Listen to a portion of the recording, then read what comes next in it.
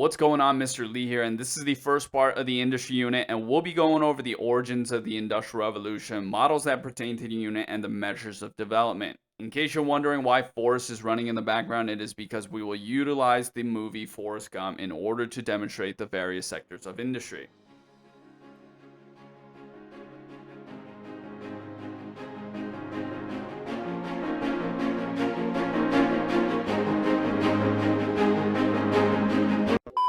Let's kick it off with the Industrial Revolution in the 1700s, which began in England with the availability of resources like coal and iron, and also began as a result of new technology like the Bessemer process, which expedited steel smelting, the steam engine, which allowed for quicker transportation, and the spinning jenny, which led to increased textile output in factories. These technological advancements and the Industrial Revolution went together like peas and carrots. From that day on, we was always together. Ginny and me was like peas and carrots. The Industrial Revolution then diffused to mainland Europe and made its way east through the rivers and eventually made its way to Japan and the United States. In the US, the industrialization began in the New England area, and this region would eventually become deindustrialized and now is known as the Rust Belt. Two other regions you want to know are the Sun Belt, which is a region that saw technological development and a population boom in the 1960s, and the Corn Belt, which is also a significant agricultural region. The advancement of technology, availability of resources, and efficient farming tools led to an agricultural surplus. With the increased availability of food, people were able to consume larger amounts, and this led to a population boom. Since farmers were more productive and there weren't as many farmers needed, people moved into the city to work in factories, and this would lead to a restructuring of classes. The pre-industrial classes had the nobility up top, the clergy in the middle, and the farmers and the merchants as a lower class. After the Industrial Revolution, you had the nobility and the wealthy owners up top, the increased middle class, as education and opportunity allowed for people to move up in the social hierarchy, and lastly, you had the working class, also known as the proletariat, and they worked for extremely low wages.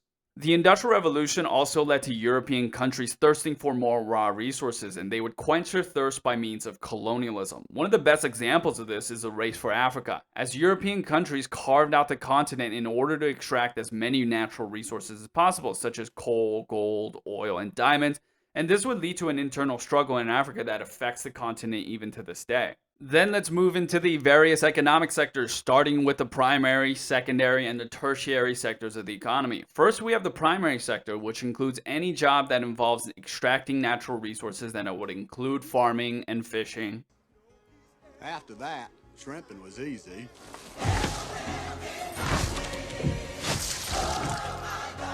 And you don't need to be fishing in the bayou like Forrest in order to be considered primary. Other examples involve lumberjacks and miners.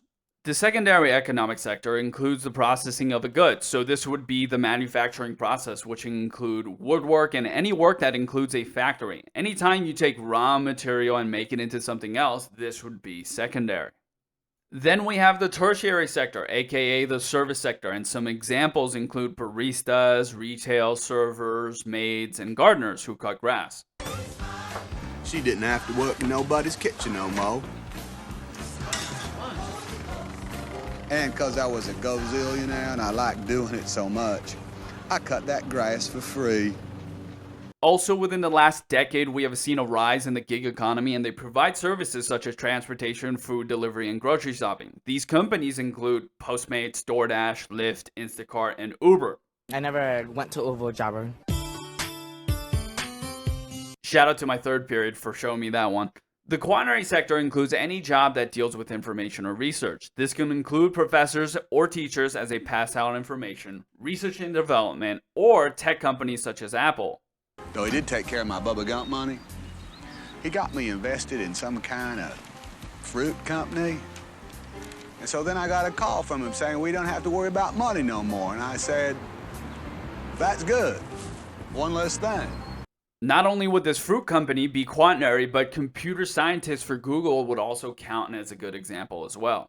Lastly, for economic sectors, we have the quinary sector, and this would involve the decision makers of the economy and politics, so CEOs like Elon and presidents. Congratulations. How do you feel? I gotta pee. I believe he said he had to go pee. And it's not only presidents like JFK who would be a part of the quinary sector, Congress and governors would work as well. It is crucial that we understand how these sectors play out in the process of development, and in order to understand this concept, we will use the US as an example, starting with the 1700s. In the beginning stages of development, a country will have high quantities of primary activities such as farming, as people will need to work to feed themselves and their families. As soon as the country starts to develop a little bit, you'll start seeing your factories and corporations establish control of the economic sector. However, there will come a time when the country will experience deindustrialization, and thus the factories will disappear and the service sector will dominate. This happened in the United States in the 1900s as factories were outsourced, and now because of that, we have the Rust Belt, as factories are not being utilized anymore and are rusting. Last but not least, the technology of the country will improve, which will lead to high numbers of quaternary and quinary activities. We have our first of many models, which is the Rostow model of development, and he theorized that countries go through stages of development starting with the traditional society, and this society would consist of subsistence agriculture and barter trading, so the beginning stages of any country. As a country experiences development, then they would move on to the precondition for takeoff, and here we would see a specialization in the job market, which equates to more efficient systems, and there would be a surplus of agriculture with development in infrastructure. The country would take off at this point, and you would see an influx of secondary jobs and manufacturing, and people will start moving into cities. Then the country goes through the drive-through maturity phase, in which they would start diversifying away from the factories, and there would be a higher utilization of technology. Lastly, the country would go through the high mass consumption stage, where the service sector would be at its peak and you would see high levels of GDP per capita. There are criticisms about the Rostow model, as it doesn't account for colonialism and the limitations that it might have on a country, and it also doesn't take into consideration the carrying capacity, which can possibly limit a country's growth, as they wouldn't have enough resources to expand and develop. Lastly, the dependency theory, which we will go over, also counteracts the model, as the dependency theory states that certain countries are limited in their growth as they are dependent on other countries. Then there's a world systems theory, which said that there are 3 stages of development, with the core where you see the high consumption and purchases and higher levels of education. Then on the other side of the spectrum, you have the periphery, where the focus will be mostly on the extraction of raw materials, low-skilled labor, and the focus here will be primary and secondary sectors. Then in the middle, you have your semi-periphery, where you'll have both production and consumption. However, they'll be mostly industrial in nature. A really good example of a semi-periphery country would be China, with their dominating industrial sector accompanied by their consumption-based society. The world systems theory implements the ideas of the dependency theory, as it states that resources flow from the peripheries to the core, thus limiting the growth of peripheries. Think of how neocolonialism limits the growth of countries as they extract resources from the countries that they dominate. However, despite all that, you do see BRICS emerging out of the system more and more as they start transitioning away from industrial jobs into tertiary and quaternary jobs. There are criticisms about the Wallerstein model, as it doesn't account for the effect of NGOs, also known as non-governmental organizations, and these focus on assisting the development process, thus counteracting the fact that these countries might be limited in their growth. We finally have Weber's least cost model, which theorized the location of industrial and manufacturing plants. The first part of this model is labor, as the model states that factories will be placed in regions where labor is available and cheap. And this idea can be seen in China, where cheap labor is in abundance due to their large population, and it is exactly why a city like Shenzhen produces a whopping 90% of the world's technology. It is because these tech companies take advantage of the cheap labor. Then there's the idea of agglomeration, which is the idea that similar companies will establish their manufacturing zones near each other. This is to take advantage of the science situation in these areas, including infrastructure. For example, take a look at this port. Shipping companies will establish themselves here to take advantage of the infrastructure, such as the roads and the train tracks, and this wouldn't cost them any additional money. They can also take advantage of the trained workers who are experts in this field already. Thus, it would make sense for a shipping company to join others in establishing their businesses here. The third part of this model is the cost of transportation, and it all depends on whether the item is bulk gaining or bulk reducing. Let's take a bulk gaining industry like a car, which begins with steel and obviously other resources as well. And this model is all about where you want to establish your factory. And for a car, because the volume and the size of the item increases after you process it, you want the factory to be the closest to the consumer so that the truck doesn't have to travel very far. Think about how difficult it is to haul those trucks from the factory to the consumer, since it is a bulk gaining industry.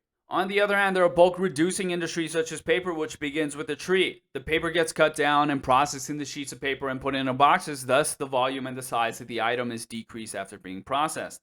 In this case, you want the factory to be as close as possible to the raw material because you want to process it as soon as possible so that the cost of transportation for the paper is cheaper.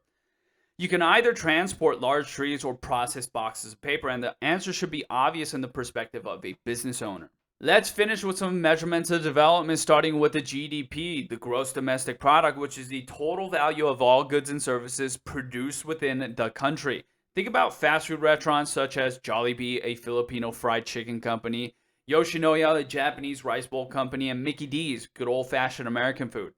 Even though some of these companies are owned by other countries, whatever profits they produce within the borders of the US would count as GDP. Then there's a gross national product, and this only takes into account the value of goods and services of a nationality or country. For example, all of the Big Macs around the world would only count as a part of the US's GNP, as it is an American company with profits being sent back to the US. Then there's a gross national income, and this gets a bit tricky as it takes into consideration the value of GDP and the total value of exports and imports. So in this case, you would have to take the GDP of the United States, which includes all the Mickey D sales in the US, then take the value of all the imports of the Mickey D's, then subtract the amount of the money that international companies send back to their motherland and get the total value. Essentially, this measurement takes into consideration what gets made in the country and what is being sent back and forth internationally. There are other measurements of development, and those include fertility. More developed countries like Australia will have lower levels of fertility, and less developed countries like Nigeria will have higher levels. Higher levels of fertility are due to traditional gender roles and lower levels of education for the female population. We will also see lower levels of infant mortality rates in developed countries and higher levels in less developed countries, as these rates will be contingent on their access to healthcare. If your country doesn't have good hospitals, then we will have higher levels of miscarriages and children dying. Your development can be measured by the amount of fossil fuel your country utilizes and how they utilize renewable energy. Developed countries will be more dependent on fossil fuels because of their dependency on cars. Thus, we will see higher levels of fossil fuel use, and because of their technological advancement, they will also see higher levels of renewable energy use. And this would be the other way around in LDCs like Nigeria. Lastly, a country's development can also be measured by literacy rates. If a country has higher literacy rates, then one can assume that the country has the ability to educate their population, and so more people will be attending college. Thus, there will be a greater number of quaternary and quinary jobs, and these would contribute to a higher overall GDP. Alright, that about does it for part 1 of the industry unit. Don't forget to go to the description down below in order to access the Quizlet vocabulary terms.